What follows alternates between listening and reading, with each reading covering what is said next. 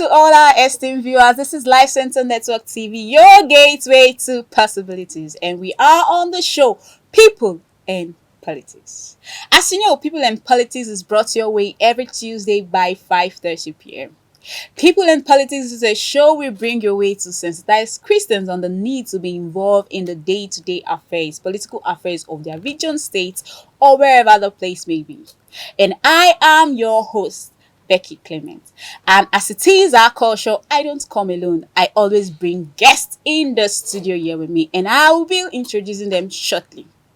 Today we will be discussing on a very, very interesting topic, and it says why West Africa has had so many coups and how to prevent them. And I have guests in the studio to do justice to this topic. But before then, I will be reading our scripture that says in Romans chapter 13, verse 1, and it says, let every soul be subject unto higher powers. For there is no power but of God, the powers that are ordained of God. And my guest in the studio today is Mr. Ene. Please introduce yourself. Hello, everybody. My name is Ene John Jr. I'm a diplomat by training, a public affairs analyst, and a public servant. Thank you for being with us. Okay, I have Mr. Promise here in the building. Yeah, good evening, everyone. My name is Promise Idawari. I'm also a public servant and I talk for development. Thank you. Okay, you see, we always bring the right guest your way. Okay, while I was doing a research on this topic, I stumbled on articles that I would love to share with you. So it says that West Africa has had over 200 coups in the past years, and for Nigeria, it's almost Africa as a whole has had over 200 coups.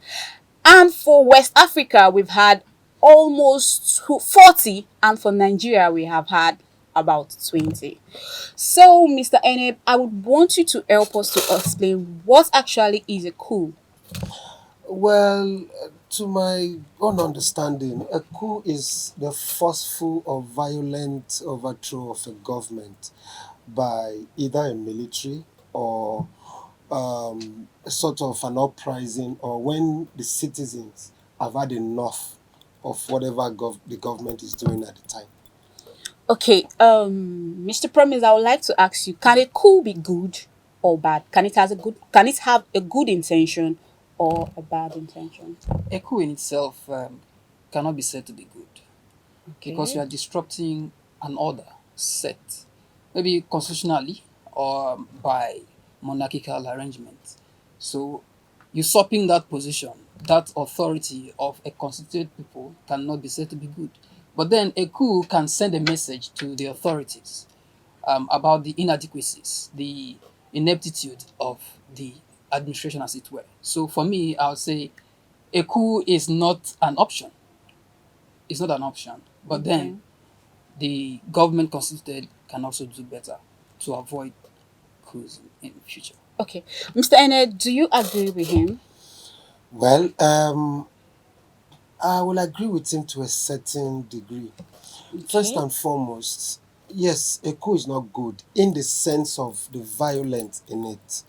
But I would say it is also good because you can't have a democracy where there's a laid down constitution Okay. and then the government that claim that we, the people, elected them, will not do what we send them there to do. And then if you keep pressing a man to the ground, if he's had it up to here, he will bounce back up. And when you bounce back up, it doesn't matter who is holding you. You want to get off the control of that person. So that is why I want to look at it, at least to an extent. I agree it's not good to a very large degree, but it is also a pointer that something needs to be done better. Okay. Okay, to you, Mr. Promise. Let's go back to December 1955, the Babangida's tenure where they had to plot a coup against his regime and all that. So, are you trying to tell me that when a government is bad, they shouldn't plot a coup against him or something? I'm not saying so. I'm only saying that it could be a pointer to the inadequacies of a government or a regime at the time. But Okay. then you know what comes with coups. It doesn't come peacefully. like my brother has rightly said, it comes forcefully. Sometimes claims the lives of innocent people, innocent, and you know the women, children are the most hit when these things happen. That's why I still insist that coups are not the best option to alter the order, a negative order, if you want to put you want to put it. So I still maintain it. Um, yes, there can be another way, other ways of engagement, other ways of Mhm. you know dialogue, as it were, but not to the extent of losing the lives, taking the lives of other people just because you want to change the order. Now, let me bring you back to the implications. If you look at the coups as you rightly put out, so many others, so many in the last 10 years, we've had over 9 coups in West Africa alone. And have we fared better than what they claimed the Democrats were doing? Not at all. You understand? And for example, you have the recent coups now in Niger Republic, Yeah. in Burkina Faso, and all of that. Burkina Faso, for example, last year, I think it was January 2022, the coup happened. And what was the reason? They said because of insecurity, the government was not able to turn the tide of Islamist militants, and they took Yeah. over. Within 8 months, the same thing happened. They could not contain the Islamists, and another coup happened. 2 coups in 8 months. It didn't solve any problem, right? So I still maintain that the best way is constructive dialogue and engagement, and to deepen our democracy. And then the international communities have a lot of role to play in this. When we proceed with the program, we'll be able to Okay. x-ray to us what happens. Okay, thank you for that. Okay, Mr. Ene, he spoke about dialogue. And over the years, I know dialogue has always been on the table, but it still doesn't work too. So, in the place of dialogue and coup, so which would you say is more effective? You're putting me on a very tight corner. Well, dialogue is always the best option. But like I said earlier, when you push a man to the wall, you can't hold me on my neck and expect me to. And I'm telling you, I can't breathe. I can't breathe. Like the case of George in Okay. US, while he was being pinned to the ground, he was shouting he could not breathe. The policeman was still on his neck, and then eventually died. Now, will you tell me that dialogue can solve that? No, it doesn't. But I really believe in dialogue in the terms of in the context we are discussing, Yeah. in terms of government and the violent nature of coups. So I will subscribe to dialogue. But let me cite an example. In the case of like the Niger you talked about, my problem, I'm not really concerned with the nitty gritty that happens within the country per se, because I think in most cases, most of these coups come as a result of foreign influence, Yeah. international influences and Influence. all that. Yes. Now we have seen a situation where the world is now divided into two ways now. It's either you're supporting Ukraine or you're supporting Russia. And in as much as we want to support Ukraine because of our sympathy and the way Ukraine was invaded, and because the weapons that Russia have tends to be a little bit more sophisticated than their neighbor Ukraine. But if you look at what happened even recently, when the Russian president Vladimir Putin, he invited African countries, nations together, and what was he offering them? Grain. So now what you're telling me is a country like Niger that was part of it could not feed their people because grain was not there. Well, that was not the reason. That among the reason why they started this coup of this recent one that happened. But I think we can't be a sovereign nation as a West African country like Nigeria as it is, and then you allow foreign influence override our own sovereignty, Sovereignty. because it happens in different ways. Now, what happened? Even why I'm angry is because, to an extent, is because even the one that is happening in Niger now, it's already tilting towards foreign influence too, because Russia are trying to make sure that France does not gain the influence they are supposed to gain as a colonial master over Niger. So they are trying to all they can to make sure that they have an ally in Russia. Why the other West African nations, ECOWAS, and all of those people are trying to make sure that the elected president Bazoum is reinstated, the foreign people are saying no, and they are closing the airspace of Niger, and that's a foreign invention. And so, if to an extent, in as much as I want to say dialogue, where are we going with dialogue? Because dialogue will still bring us back to the table of which side do you belong to. You are negotiating. Has an interest, Russia has an interest, US is on the other hand. So how do you bring these world powers to the table presently now when there is war already? And how do we negotiate, dialogue our way all through this?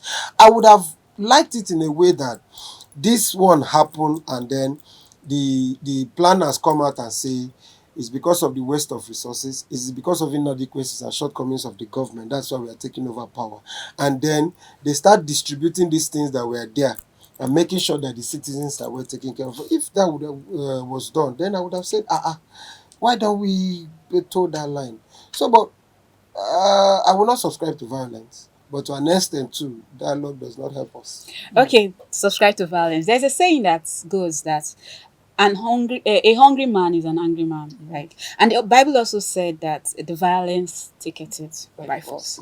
So as Christians now, as Christians now, are you trying to tell us that okay, we've done dialogue and it's not working, and we should just fold our hands and keep being in a regime that makes the people to be hungry? Because once the people are hungry, they'll be angry, and we are living in a country that everybody's angry, everybody's a madman. So what do you subscribe to? The issue is this. I still maintain my ground. Before there is a stage of dialogue, and Okay. before it gets to that point, let's look back home. My brother also said something about external influence, which Yes, I yes. agree. But then we have a sovereign nation ruled by president and all of that. If the president, our leaders in this region, sub-region, are able to manage the meager resources accruing to us, I don't think any external influence will now, you know, say you should stop developing your country. For example, Niger, what is actually happening now is the twin causes of insecurity and And corruption. corruption. Now, Niger is so rich in uranium, which is a major source of energy Of course. exported to France. And France power their homes. About one third of France's population It's is powered powered by by uranium uranium. from Niger. Yes, And that's about 21 point something million. that's what Russia is interested Now, in. what's the population of the entire Niger? It's just 24. So why is it difficult for the government of Niger over time to make these resources available to the people, at least to power their homes? They have a serious problem of climate change, poverty, ignorance, and all of that. So if the people, the leaders, as it were, including Nigeria, the reason why we've not had coups for some time now, only God knows. Because we are I'm coming to facing that. we are facing a lot of it too. I'm You coming to understand? that. So if the government decides to do the right thing, constitutional democracy, that's what we practice. But you see in the part of the world today that the law is applicable to every other person except a few, select few. Okay. So the rule of law has to be enshrined. That way, it will be difficult for coups to happen. Check, for example, you have in the North Africa and all of that. They don't do coups. Why? Maybe they have a liberal kind of government, and they at least they respond to the yearnings of their people to some extent. That's why some of us want to go to Mauritania, to Egypt, to Algeria, and all of that, because we feel it is better, and it is actually better. But here, you pack all the resources into your own home, and then it's rotting away, cash rotting away. Others are dying on the street. Of Hey. course, they will revolt. They will revolt. But then it's not a justification for coups to happen. Yes. Okay. Yeah. Okay, it's not a justification for coups to happen, but I want to ask you the foundational truth. Like, are coups meant for good intention? Like the foundation of coups, are they for good intention? They will always, the coup planners, the coup plotters will always say it's for good. That's why I made an analogy of this guy, Burkina Faso, Yeah. trial now, who is saying that the West are marginalizing them and they are here to correct the wrongs. But has that happened yet? Okay. Okay. So Let's go for at the a end of the day, short it's break. just When we come back, we'll talk personal. about Burkina Faso. All right. That was a successful coup, right? Thank you very much. Okay, we'll be going for a short break now.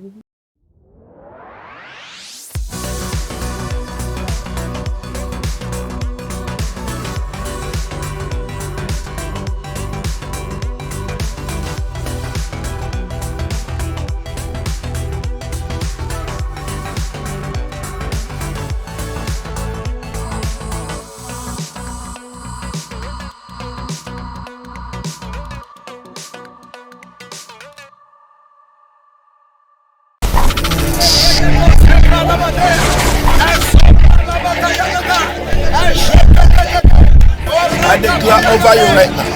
The Lord send a relationship into your life that will abide. Amen. The powers that held you down are broken. Amen. In the precious name of Jesus. Amen. There are people whose visas were released today. Amen. There are all kinds of projects that stopped that God is starting again. Amen. There are things that we are down that are rising today. Amen. This week is multiple congratulations. Amen. And I declare over you after this meeting, somebody will congratulate you. A young girl that's listening to me, your life has been full of engagement break, relationship break. No good relationship stays with you.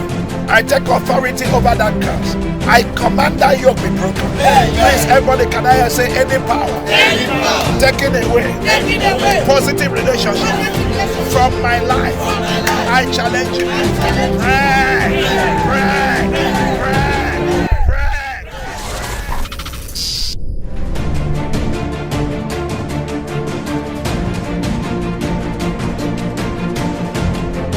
Listen, while we are talking, things are happening. Yes, sir. The lady in the morning said, the moment pastor mentioned my ear, he said, there's somebody, you are left ear. He said, I have something. Boom! And the ear opened. I had it, boom! And it just opened. Loud noise and ear popped up. I speak over you now. Whatever the devil say will not happen, and the sound of my voice, let it happen for you. Amen.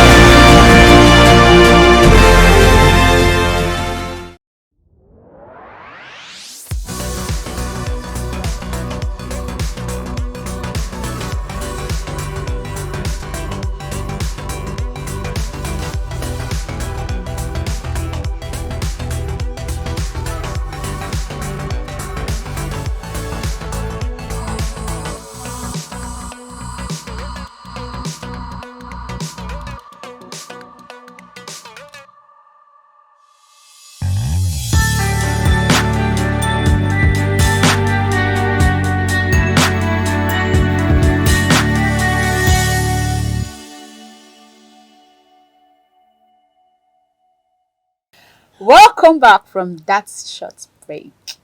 Okay, before we went on the break, we were talking about Burkina Faso. Okay, Mr. Promise, can you give us the coup of Burkina Faso in 2022 and 2023? Yeah, like I said, it happened within 8 months. Okay. They ousted the then president, and they hinged their reason for that on insecurity and corruption, which had gone beyond repairs, and they needed to come in and instill order. But then they came in, and then the Islamist movement around that corridor. We are, I would say, fortunate to be in the corridor where you have, easy entry to some of these countries. Niger Republic having borders with Sokoto and all of that. So, but it happened that they could not contain that. So another coup happened, which the current person now is a Traore, a very young person of about 35 years, who is holding sway. But like I mentioned earlier, I wouldn't say it's a successful one because we've not had anything different from what they've been yearning for, and the people are still in the doldrums. The people of Burkina Faso are still suffering. extreme hunger and all of that. So it was not successful at all. It wasn't. Okay, Mr. Enem, have there ever been any successful coup? Well, successful.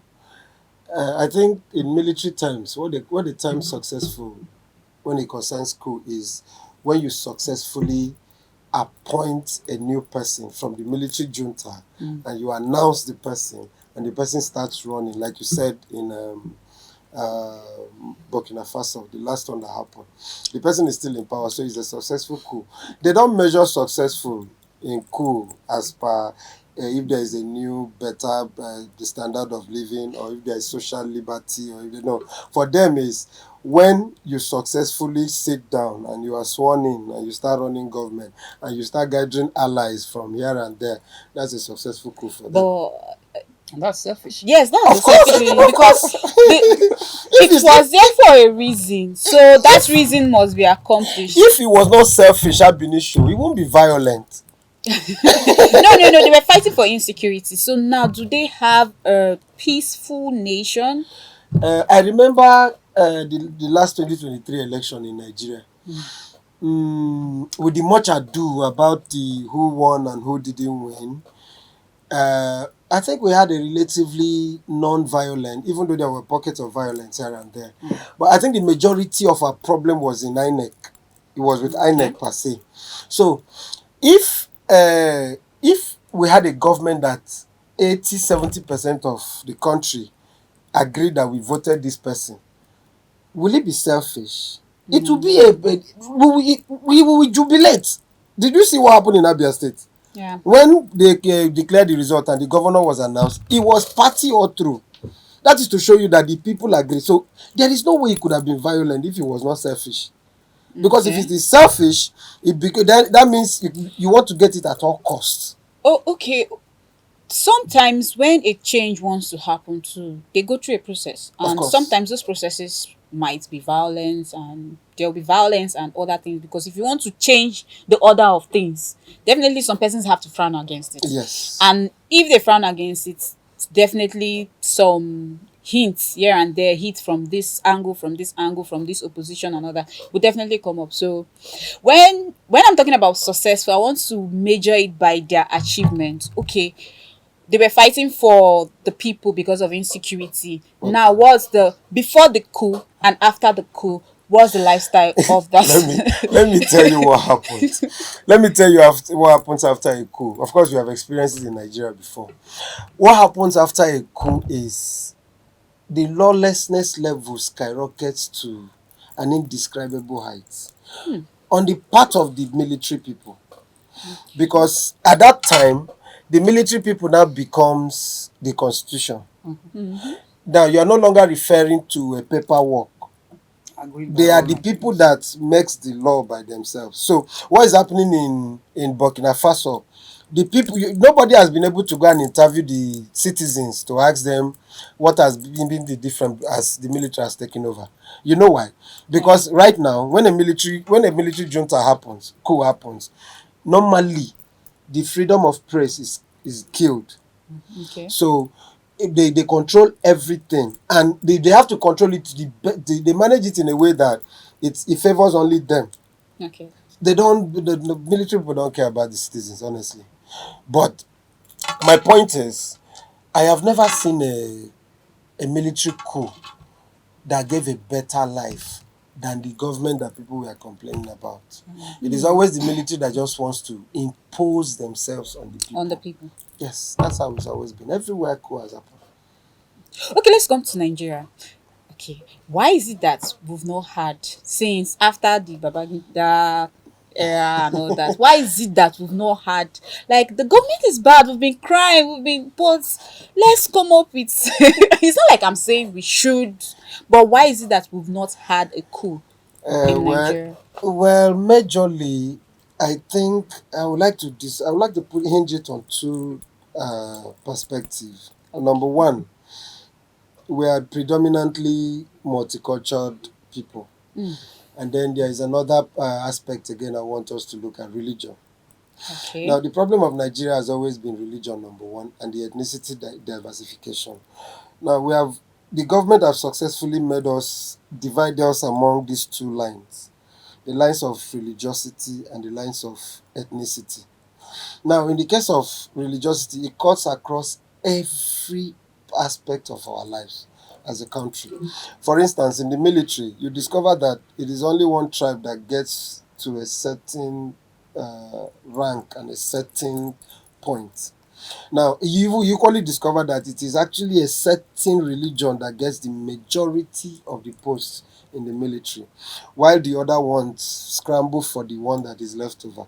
Of course, you know the tribe I'm talking about. The Yes. Northerners make up 80, if not 90% of the military. The rest are shared among the rest of us. So, and you know how Nigerian culture has been. The Northerners are always believe they are supposed to be in power. So the power actually revolves. You just have one time. Okay, look at from 1999, where we became a democratically government. We have had how many people from the south? Only Obasanjo and Goodluck Jonathan. That's from the south. Okay, then now Tinubu. Tinubu. Otherwise, the rest of them has always been from the north. The only thing they will tell us is north, east, northwest. So only north has about how many geopolitical zones while we manage the rest of them. And then when you finish analyzing it from the point of that ethnicity, you now come to religion. You discover that them are Muslims, we are Christians. So having for coup to be able to succeed in a place, like if you go to Niger, you go to Burkina Faso and Mali, you discover that the religion there are being divided equally. Okay. It's not one-sided. So Nigeria owners, I think so. I think another factor I will not forget is the fact that we get used to things easily. Nigerians can persevere. I've done everything to Nigerians can fun. get used to anything. We can complain today that the last election was not it was Let the poor we did breathe. not elect this person, we didn't elect this person, and you just check 2-3 how many months has it been? 2 months 2 or 3 months. months? Yeah. We already used Let the to poor breathe. we're already used to the government. So I think the Nigeria case is very peculiar. For us to have another military coup, I don't think it will actually be possible. But I would rather, instead of military coup, because I know our Nigerian soldiers, our own is once it gets to their hand, anything they grab is what they get, without recourse to anything on their way. Okay. So I will not subscribe. Please let it not happen. Okay. Okay, before we get to the preventions, I want to ask a question like that's been coming into my head. I want to ask, like, a coup, is it only planned by the military? Can't civilians just stay and plot out something, dynamic to just take over, to just change power? Like, since Well, if the government is not favoring them. Well, it does. That's why I told you from my definition of coup. I told you that it was a violent, forceful taking over of government. I said by the military first, and then it can be through uprising, and not Uprising. necessarily military. Why, Okay. in the case of Africa, is only meant for militaries because the military has the gun power, and in this part of the world, anybody with the gun is the one with the power. Okay. India, for instance, Imran Khan and the whole revolution, even Myanmar, Aung San Suu Kyi, those are revolutionaries that don't need guns to take over government. Okay. They don't need to. India, Gandhi of India they don't need guns to usurp the government in power. They don't. Those are places where people are not scared of guns. People are ready to put themselves on fire just for government Then to to change. change. But in the case of Africa, the person with the gun is the Is person with the power. And we are scared of the gun. Of And course. very importantly, we love our lives. Oh, yes. We don't want blood. Nobody wants to. We believe, like you rightly mentioned, religion and ethnicity has played so much role in this. As Christians, we believe that if we are not better now, if we are very worse today, tomorrow we Tomorrow can will be better. be better. So we need Yeah. life to To get see the that job. tomorrow. And So please, my son, don't join them. just pray for the future to be bright. Yes. And pray for the God. But in a way, I just want to put this out. Like, in a way, we also point out death because we the Christians, our weapon is Father die, die. Like let this person die and all that. But I think we should do more than the prayers. We should actually take the step because we can have a revolution without the guns too. Well, that's true. That's true. But you were all in this country when we had the NSAS protest. Yeah. It started non-violently. You knew how it ended too. Yeah. It was the military that was called to help them. Yeah. And the military actually did what they know how to do best. And the rest they say is history. They even covered the death. And then now they are proving money to bury the dead that they said nobody died. Using our country beautiful. Oh, it's a wonderful country. Okay. It has been a beautiful time in the studio. Okay, before we wrap up, I would love us to within one minute give a prevention take, like how can we prevent this? How can we prevent this from happening in 1 minute? Okay. One thing that I always advocate for is strengthening our institutions. Now that we are a democracy, let's use Nigeria for example. Okay. We are a democracy and we have institutions. Institutions are the things that run any government, any democracy in the world, not the people in charge. When you have a template, as it were, for a president, for example, he comes in there and he conforms to the system on ground. But here in this part of Africa, they come in and institute their own order. So the rest of the people have to follow their order or they fall out. So we strengthen our institutions. My brother mentioned the INEC. INEC has to be truly independent and corrupt free. It is possible. It's happening over all other democracies in the world. So let's have that in place. The processes that bring people to power, to leadership, has to be right. Because if that is not checked, then high-handedness will come in, lawlessness will come in. And then before you know it, the military and the other people, the uprising we are talking about will come up. Yes. So if we're able to sort ourselves out with issues of corruption, poverty, hunger specifically, then I think we can begin to develop our continent and our sub-region, as it were. So institutional strengthening, and also we have to really deal with this corruption issue. It's not about talking. Successive governments will come. One of the agenda is we are going to fight corruption. I don't know where they see corruption in person to fight, but they It's come wearing and a cloth. and they institute their own formula for corruption, and the whole of everything will go around in circles. So let's institute a very strong system for ourselves, and then let's do away with religion. Some of the best countries in the world are not run on religion. The Qatar, Dubai, that everybody runs to now, is predominantly they are purely what Muslims. Islamic country. But then anywhere you are, whatever creed you subscribe to, you are able to go to Dubai and you live your life. You just go there and then you fit in with whatever they are doing, because if you begin to bring your own training outside, you will be thrown out. The system will vomit you out. That is why I'm talking about strengthening our systems, our institutions. Thank you.